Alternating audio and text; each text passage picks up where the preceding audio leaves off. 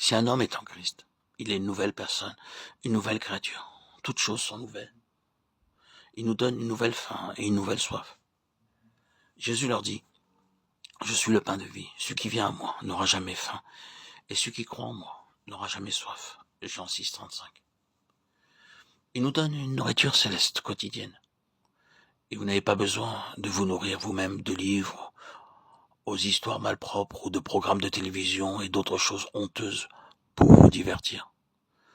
Dans beaucoup de foyers actuellement, les jeunes gens et les jeunes filles, et même les parents, gaspillent leur temps à regarder la télévision pendant des heures ensemble. Pour satisfaire leur faim, ils veulent voir quelque chose, mais ils ne sont jamais satisfaits. Ils s'assiront toute une journée ou toute une nuit, mais ne seront jamais satisfaits.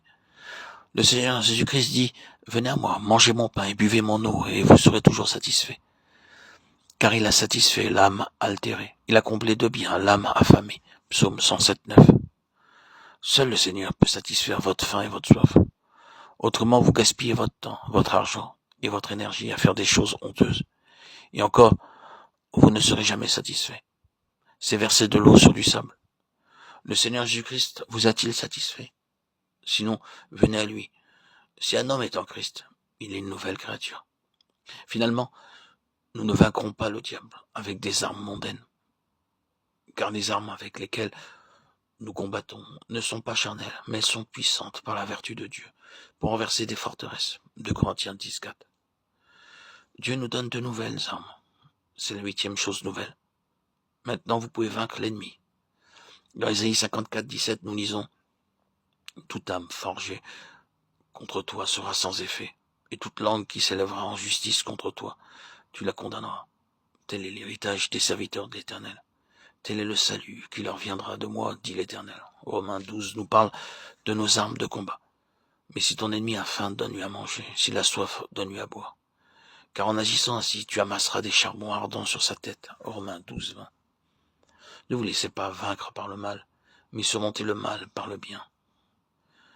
Les nouvelles armes de notre combat sont l'amour, la douceur, la compassion, la prière, la tolérance et la patience.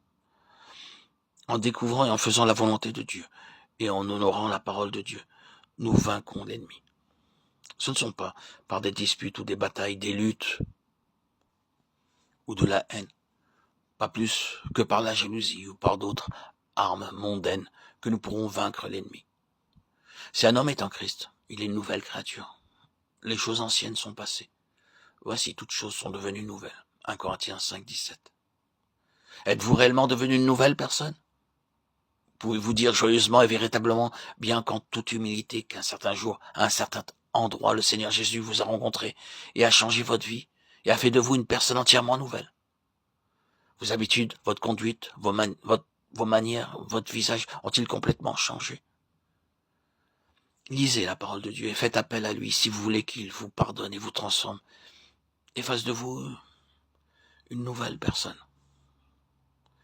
comme cela a été pour moi et pour beaucoup d'autres personnes, génération après génération. Le Seigneur Jésus nous tend la main.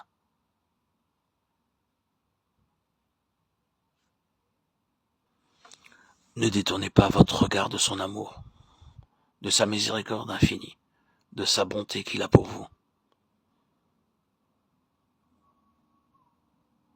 À lui soit tout honneur, toute gloire pour les siècles des siècles. Gloire à Dieu au plus haut des cieux, et paix sur la terre aux hommes qu'il aime.